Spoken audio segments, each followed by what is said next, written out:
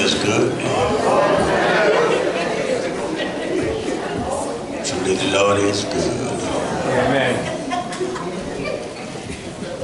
Full of grace and full of mercy. Amen. Full of kindness. You allowed us again to be in the house of prayer. One more time. I submit to you that you ought to have a good time in the house of God. You ought to find something to laugh about. If it ain't nobody but yourself. Laugh at you. I got enough sense not to take myself overly serious. Sometimes I think we take ourselves too serious. But I'm full of flaws. Let me remind you too. You don't need to take yourself too serious. Some folks are serious about everything. And it don't make sense. The Lord is good. I'll be the first to admit I don't like to fall down, but I do. And I thank God for being a God of grace and mercy. He'll pick you up. As always, we solicit your prayers. That you pray with us and pray for us. It's amazing how the Lord brings things back to your remembrance. And there were some things that God did for us. He don't expect us to forget. I've seen on many occasions, folks have a tendency to get amnesia with prosperity. Come on now, man. Come on. Prosperity will give you amnesia. Because most times when people get prosperous, they don't want to look back to where they came from. They want to forget that. And that's the thing that proves you. When you look back and realize how good God been to you. Don't ever forget to praise Him. That's what the psalmist is talking about today in verse 2. Notice what he says, verse 1, verse 2. Psalms 103, verse 1, verse 2. I'm going to stop at verse 2. He says in verse 1, bless the Lord, O my soul, and all that is within me, bless His holy name. Verse 2 is where I want to get to. Bless the Lord, O my soul, and forget not all His benefits. I want to talk about don't forget to remember. There are some things you should never. What Bradley on me today? Mercy, have mercy. That's because they've been in Bible study. There are some things you should never forget. Amen. And one of those things, never forget where you came from. I was telling Brother Johnson there, when I come and finish a little cooking, I go to the flea market. And I was riding to the flea market this morning, just check it out. And I was coming back, and I thought about my daddy. I never said he was such a spiritual guy, but his daddy was a preacher, and he knew God. Amen. And one Sunday, I know none of y'all can identify this because y'all don't drink. But one Sunday I was feeling good. I'm just telling the truth. Tell the truth, share the devil. I was feeling good one Sunday. And I decided I was going fishing. And me, Bird, and a few other fellows on Sprinkle, we was all juiced up and we was going to Santee. And I got home to get my old pole to go fishing. And Daddy looked at me and said, boy, you done going crazy. I said, what do you mean? Boy, you know you don't go fishing on Sunday. But that was because in our day and time, before I matriculated a group, there was nothing but Sunday. Sunday was the holy day. And I knew that, but old Juice had me feeling good. I decided to go fishing on Sunday. And man, that thing made my daddy mad. Because he knew that was not the way we were trained. There are some things you don't forget. Now, I don't put my brother down. But see, let me tell you, your parents know you better than you think they do. You got one that might go to church, love God there, well, man, one might not. Your parents know you. See, they know you. And it has always been the obligation of the parent to teach the children about God. Now, when you don't teach them about God, they act just like that. All right, let me get a little closer for you. Parents who don't go to church, never establish church relationship, their children is about like that. Not all of them. Well, my daddy always taught us to go, but Bubba never wanted to go to no church. I don't say he wasn't more spiritual than me, but Bubba could read people. I don't know why, but you know, he always thought everybody in church was hypocrites. I wouldn't say to him, join the club. You know, all of us got something wrong with us, but he could always find fault in people. I ain't going, man, them people ain't playing games. That's, you know, he never was a church person. On the opposite end of it, I was. Now, whether or not I was scary or what it was, but Daddy knew I liked to go to church. I'd go out and party all night long. And still go to church on Sunday. Because my superstition told me that if I just go to church, the Lord would bless me. So then listen, don't fool yourself. A lot of our children are messed up. Because we are messed up. You are responsible for your children getting to know God. So that when you put it in them, they should not forget. Well, watch this here. Tradition, family, means a whole lot. Now, you know, they done trick history on us because history is not always what it's presented to be. They will tell you that the Jews are white folks, and they teach their children about their history and all of that, but they just change the color, that's all. We are the original people. Now, the original people are the people of God.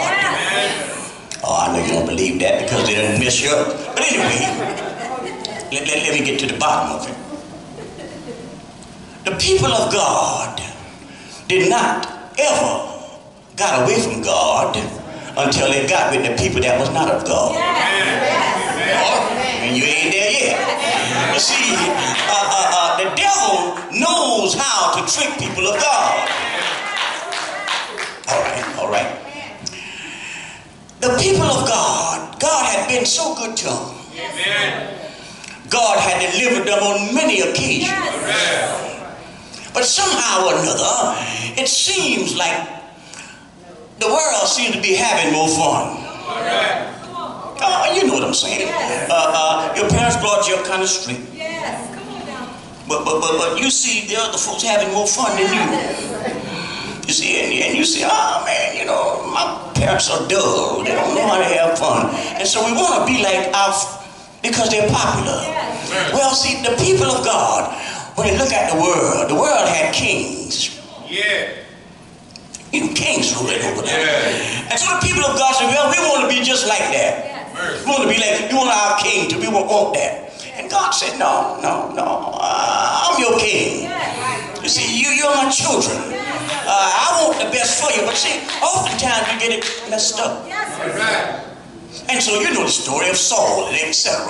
That was not God's plan, but man's plan. And so when we got away from God, God got angry with his own people. And see, what happens is that God allowed them to be turned over to reprobated minds. All right? When you don't know how to think right, you can't act right. And so when you don't act right, you forget who brought you to where you're at. And so the writer here gets down to where the rubber meets the road. He talks about something in him. But then he goes to the people of God and he says, forget not. Forget not. You see, because watch this here. It's in the Bible. You look at Corinthians. No, not Corinthians. Deuteronomy 6 and 12. When God was delivering his people out of bondage in Egypt, so to speak. And when he was delivering them, he did all kind of things that they could see the power of God. All right. But there was a admonition to them. He says, forget not the Lord thy God, who brought you out of when you get to the promised land. Now listen, boy, God is God. And so God told him that because he knew that there was an inclination to forget. Look here. I don't care how much you bring them up in the admonition of the Lord. Children have a tendency to stray. Let me give you a real life situation here. A young lady, parents sent her off to a good college, had straight A's and all of that, and didn't ever go out and party, but some slick rascal talking into going out and having a good time, and some devil slip a whatever they call it, a Mickey on her, and she wasn't the same since.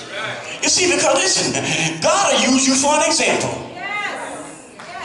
just to let you know that he's still in charge and control. Now listen, don't forget, I tell you, that he woke you up this morning. I don't care how much money you got. I don't care how well things are. Don't forget to remember. You see, because we have a tendency to get amnesia when everything is well. You know, for some of us, we ain't never had no troubles. We ain't never been sick. We ain't never been broke, busted, and disgusted now because you live on the hill. You got a fine car, you got a fine house, and everything, and money in your pocket, and money in your bank, and you think you God. But look at here, in one flat second, God can take it all from you. And look at here, then you want to go and praise God when the bottom falls out. Well, look at here, you need to praise him before the bottom falls out. You see, because the more you got, the more you ought to praise him. You see, because everything that you have, it comes from God. And when you understand that, look at here, he can't give me enough for me not to praise him. I don't care if I ain't buffed. I don't care how much money I have. I still gotta praise him. Why? Because look at here, there's something on the inside of me. There's something on the inside of you that just can't help but praise him. And you see, when you praise God, look at here, he gives you mental power. He gives you spiritual power. He gives you mental peace. He gives you spiritual peace. And guess what? Look at here. You can't praise him unless you got spiritual peace. And you can't praise him unless you are appreciative of where he brought you from. Look at here. Don't ever forget where he brought you from. And if you don't forget, look at here. Do you hear what I'm saying? If you don't forget, you know how to praise him. Some people don't forget. You see, because you can get so sophisticated, you can get so uppity,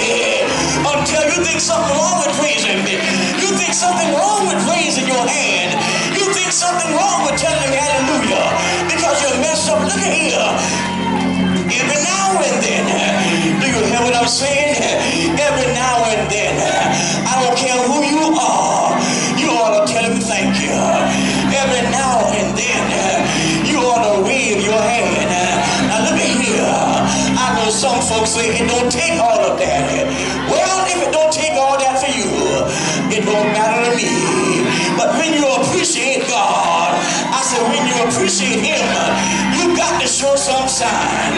If you love somebody and you don't ever talk to them, if you love somebody and you don't ever throw your arms around them, if you love somebody and you don't ever do anything for them, that means you don't love them. And so if you love God, if you appreciate God, every now and then you ought to show some sign.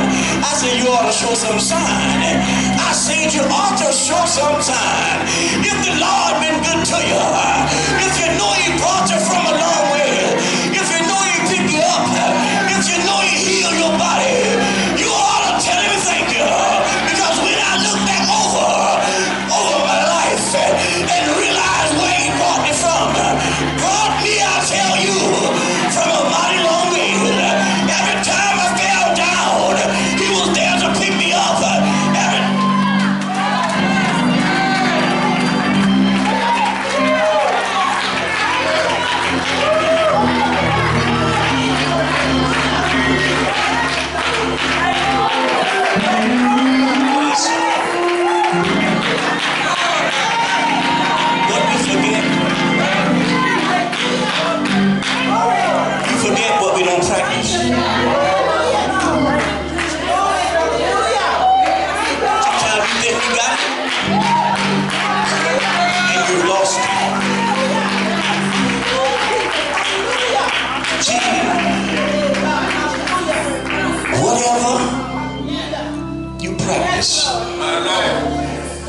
Will stay with you. Whatever you let lay dormant, you forget. It happens all the time. In the real world, in the physical world, in the spiritual world, in the mental world. See, because the devil will make you think it don't take all that. But listen, nobody knows where he brought you but you.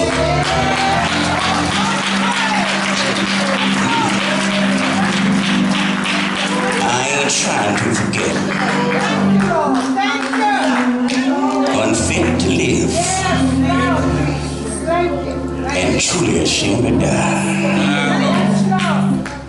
It was Friday evening.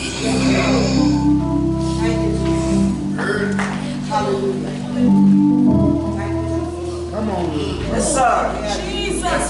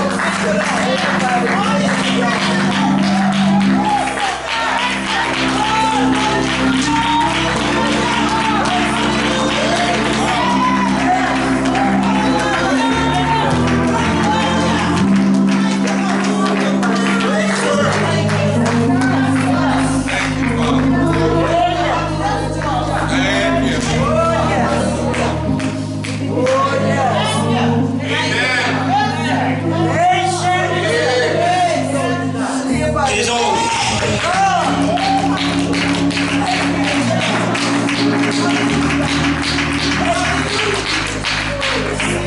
I think about Oh, yes. Thank you. Thank you, Jesus. the goodness of God Oh, yes.